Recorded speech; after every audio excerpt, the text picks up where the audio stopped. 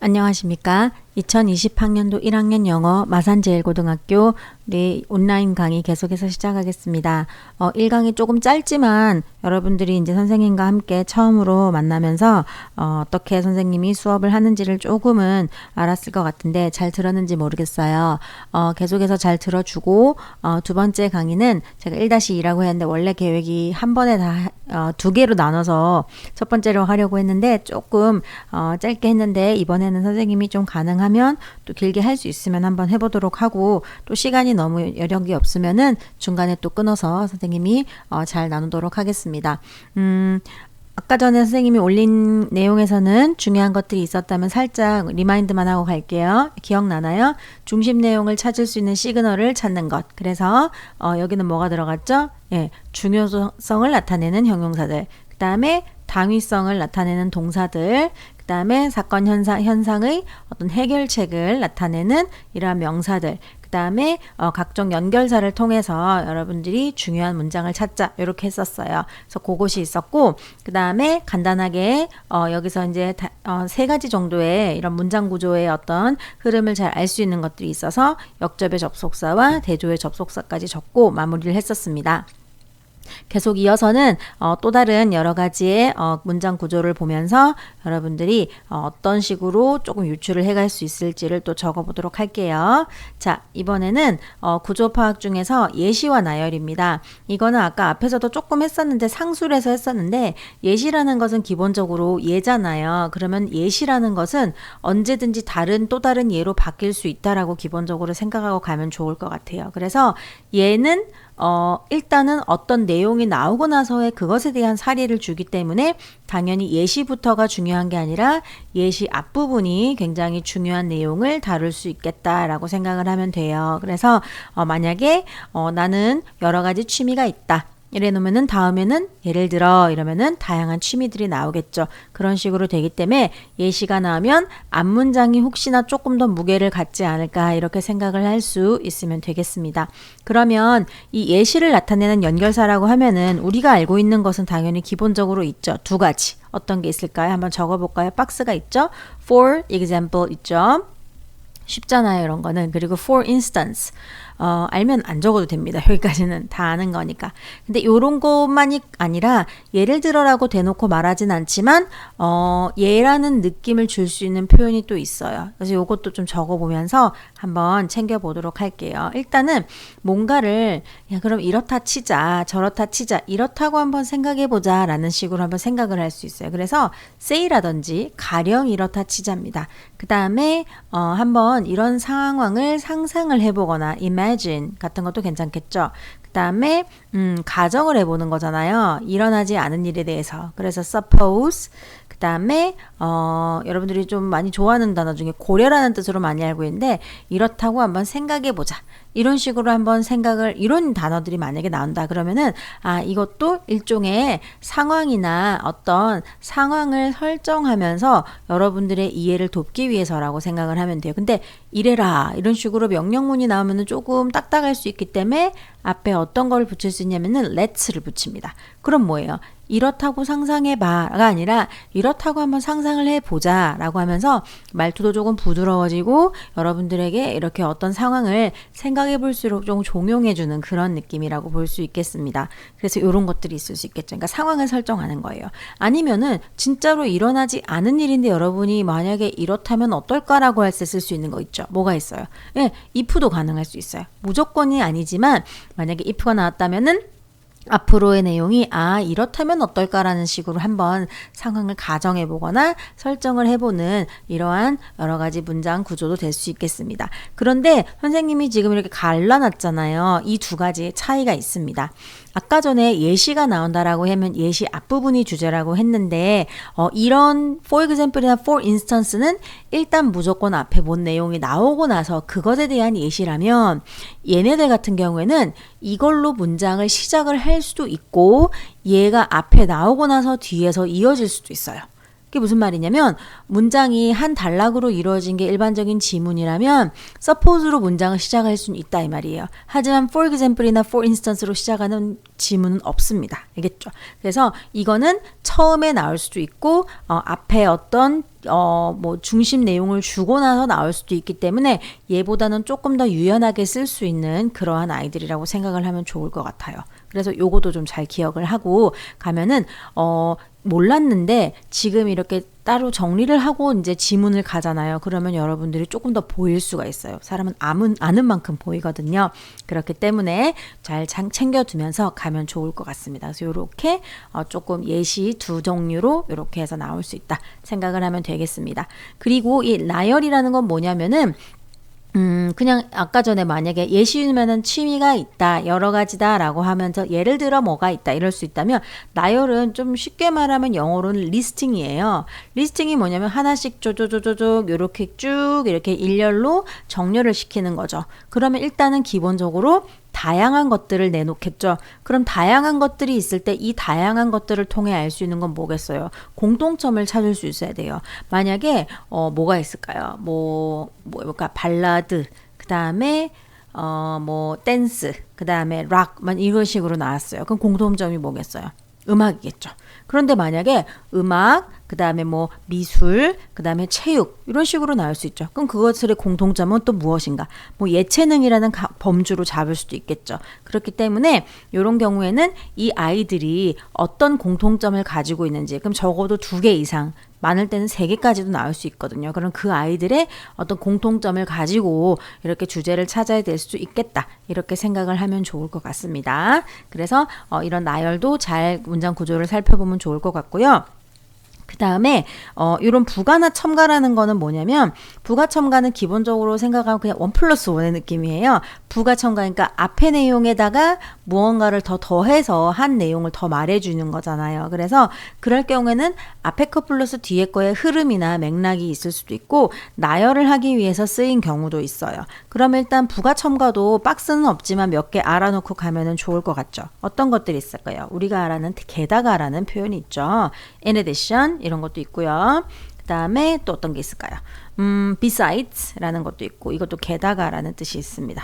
그 다음에 뭐 furthermore 이런 것도 있죠. F로 시작합니다. furthermore 뭐 등등이 있습니다. 뭐 additionally 그 다음에 뭐 있죠? 갑자기 생각이 안 나네요. moreover 이런 것도 있어요. 그래서 이런 것들이 오면은 이것도 있다. 게다가 저것도 있다. 이럴 수도 있고요. 어떤 경우에 또 이게 쓰이시냐면 지금은 리스팅이지만 맥락에서 긍정적인 내용으로 이어지다가 게다가를 했어요. 그럼 계속 긍정으로 이어지고 부정에서 만약에 가고 있어요. 게다가 부정이다. 이런 식으로 되는 경우도 있습니다. 그래서 맥락에서의 이런 계속해서 이어지는 걸로 쓰일 수도 있고 리스팅에서 그냥 하나하나를 주기 위해서 이렇게 접붙이는 그런 형식으로도 쓸 수 있기 때문에 요거도 많이 알아두면 여러분들이 굉장히 읽는데 도움이 될 수 있을 것 같아요. 그래서 일단 이런 부가 첨가 요거까지 가지고 가면서 예시나 나열 여러 가지를 제시하는 그런 구조도 있을 수 있겠구나. 이런 것도 좀 알아놓고 가면 좋을 것 같습니다. 네, 괜찮죠? 그래서 이렇게 좀 정리를 하고 다음으로 가겠습니다. 자, 다음 아주 중요합니다. 요거는 선생님이 정말로 왕왕왕왕 중요하다라고 매우 강조를 하고 싶고 여러분들도 앞으로 굉장히 많이 보게 될 거예요. 그렇기 때문에 된다면 별표를 좀 쳐놓고 선생님이 좀 더 설명을 해주고 싶어요. 이렇게 많이 쳐도 되나 싶을 정도로 쳐도 괜찮아요. 정말 많이 보일 것이고 사실은 교과서에서는 많이 못 볼 수도 있어요. 하지만 여러분들이 이 지문, 모의고사 지문을 만약에 보게 된다면 정말 많이 볼 수 있는 그러한 어떤 지문의 형태라고 또 선생님은 생각을 하거든요. 그래서 잘 보고 가면 좋을 것 같습니다. 일단 기본적으로는 원인과 결과가 있습니다. 요거는 그렇게 어렵진 않죠. 원인 결과라고 하면은 기본은 형태적으로 봤을 때 이렇기 때문에 저렇게 되었다라는 게 있고 또는 시간이나 사건의 어떤 이 인과관계에 있어서도 나올 수가 있기 때문에 그렇게 어렵진 않아요. 근데 이런 게 나오는 경우는 보통 어떤 흐름이나 순서를 우리가 파악을 해야 될 때 조금 쓸 수 있기 때문에 굉장히 요긴하게 여러분들이 또 잘 봐야 될 것 같고 굳이 조금 더 무게를 매긴다면 원인과 결과 중에서는 조금 결과가 조금 아무래도 1g 정도 많이 나가면서 이쪽에 결론에 치닫는 경우가 조금 많아요. 예, 알겠죠? 그래서 일단 인과관계 연결사 좀 챙겨놓고 또 한번 여러분들이랑 함께 지문의 어떤 흐름을 또 보도록 하겠습니다. 일단은 인과관계에서 제일 많이 쓰는 건 뭐예요? 따라서, 그러므로라는 연결사겠죠? 아는 거 있나요? 네, 이런 거 많이 볼 거예요. Therefore, 예. 그다음에 요거 발음 조해야 됩니다. thus 아니고요. thus입니다. thus. 요게 이제 요렇게 되는 선생님 말로 이제 올챙이라고 옛날에 불렀는데 thus, this, that 할 때 그 thus라고 발음을 해야 됩니다. 그 다음에 조금 잘 나오는 걸로 그렇기 때문에 따라서라는 hence라는 것도 종종 있을 수 있어요. 그 다음에 한 개 더 할게요. That's why라는 구문도 종종 나올 거예요. 여러분 지금 따라서라고 했으면은 요 뒤에는 결론이 나올까요? 원인이 나올까요? 요 뒤에는. 당연히 결론이 나오겠죠. 그래서 that's why 뒤에는 뭐가 온다? 결과가 온다. 이렇게 생각을 하면 돼요. 그러면 하나 같이 알아두면 좋은 게 있습니다.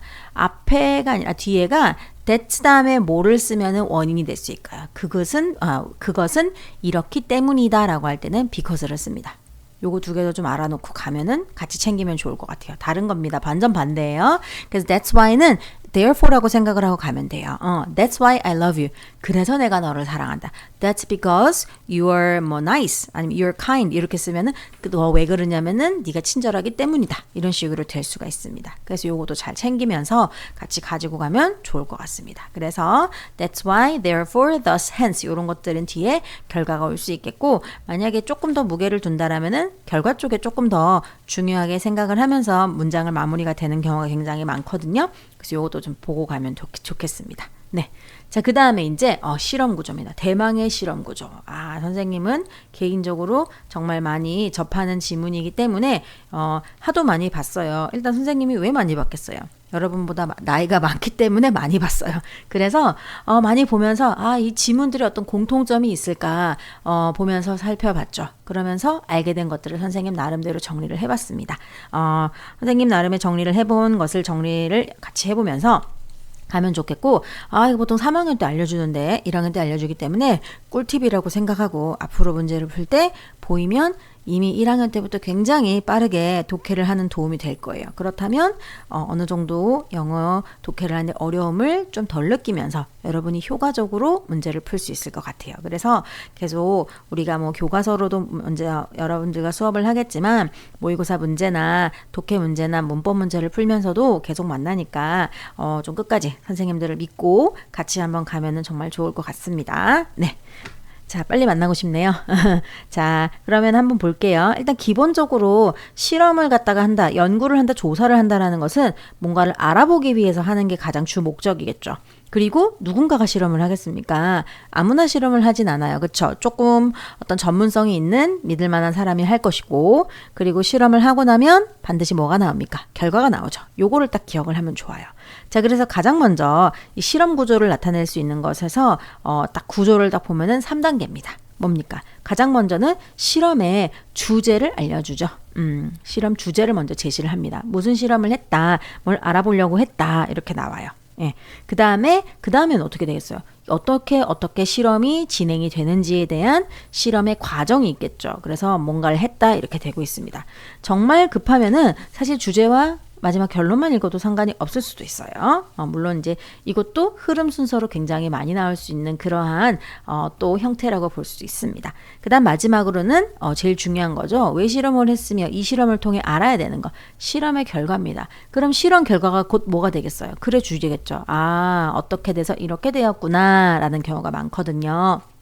그래서 이 실험과 그다음에 연구조사를 하는 거는 다양한 유형에서 나오지만 일단 기본적으로 선생님이 이때까지 본 거 중에는 40번 요약문에 거의 90% 이상이 거의 실험 같은 것을 합니다. 뭔가를 막 해서 알아내고 결론을 내서 마지막에 요약을 쫙 해주는 그런 문제로 많이 나와요.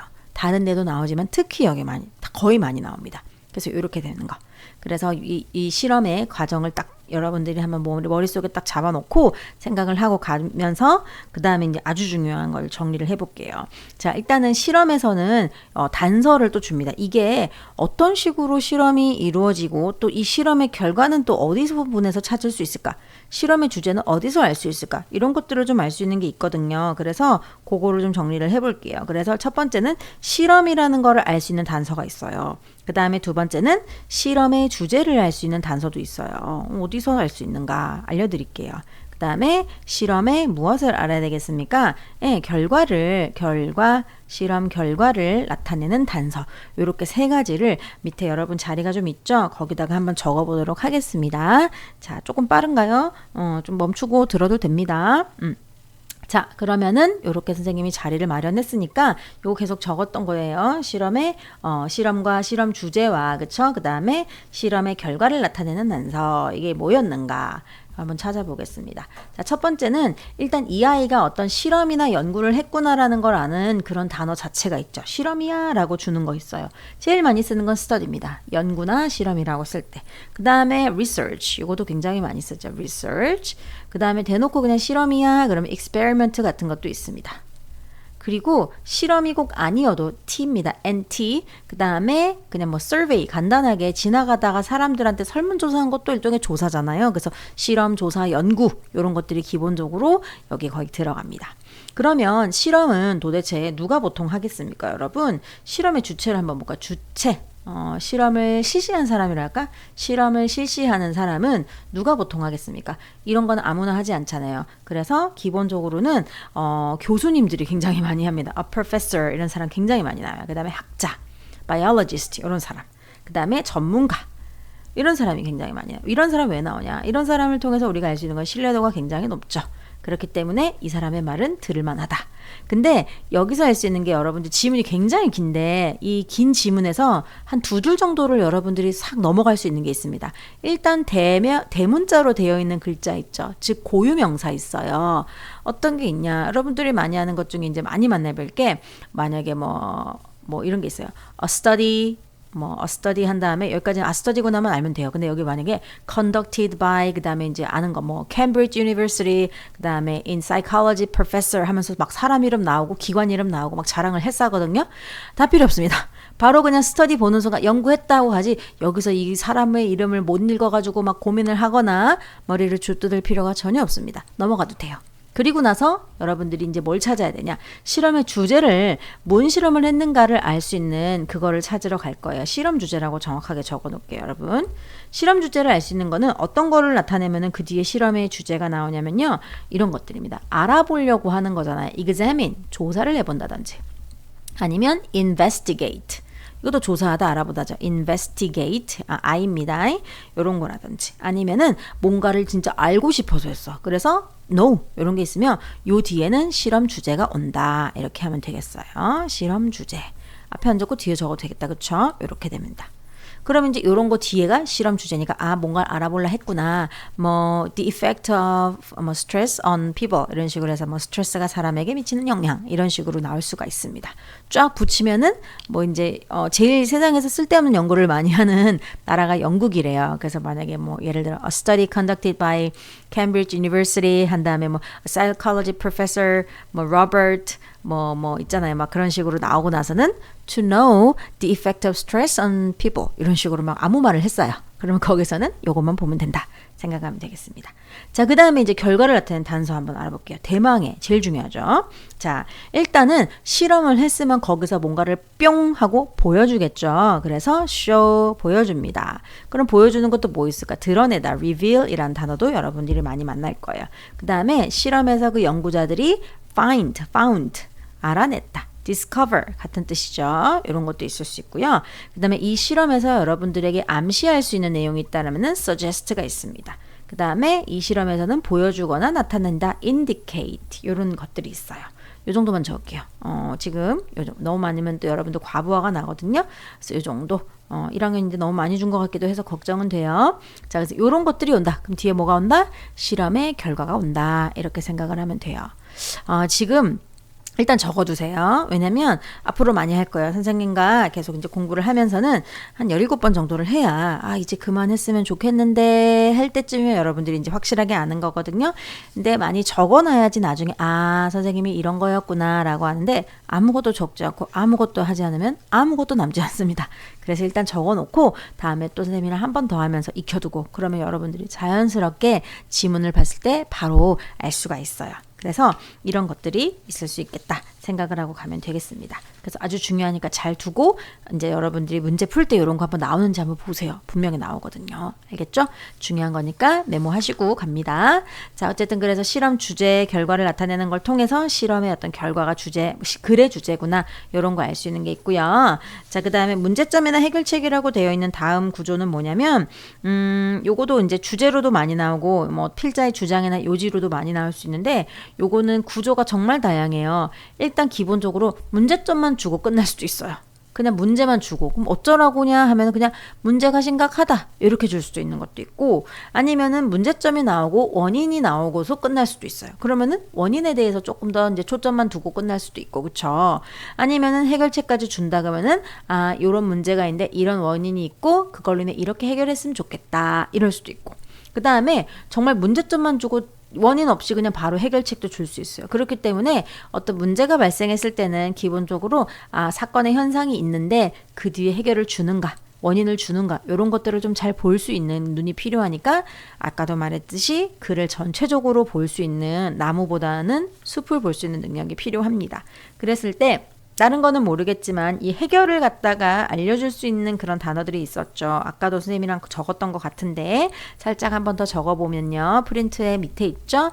solution, 그 다음에 key, 그 다음에 내가 말하는 핵심이다 하면 포인트 같은 것도 괜찮고요. 그 다음에 the answer 이런 것도 괜찮고 그 다음에 이런 것에 대한 어떤 비결을 만약에 물어본다 그러면 secret도 괜찮아요. 비밀 아니고 비결이라는 뜻으로. 그 다음에 뭔가를 해결하고 싶을 때는 the best way 뭐시기 이런 식으로 나오면은 최고의 방법은 그러면 이제 여기서 뭔가를 줄라는갑다 이런 식으로 생각을 하고 갈 수 있으니까 이런 해결책에 대한 단서도 조금 잘 가지고 가면 좋을 것 같아요. 그래서 이것도 좀 익혀두고 가면 되겠습니다. 계속 이을게요. 다음 장 한번 가보겠습니다. 오늘 다 할게요. 자, 그 다음에 이거 수고했다는데 잠시 수고한 거예요. 선생님 바로 넘어가도록 하겠습니다. 다음 PPT에 있기 때문에 여기서 멈추고 선생님이 다음 강으로 바로 넘길게요. 20분 정도 됐으니까 양은 괜찮은 것 같아요. 네, 정리 잘하고 다음 강에서 만나겠습니다.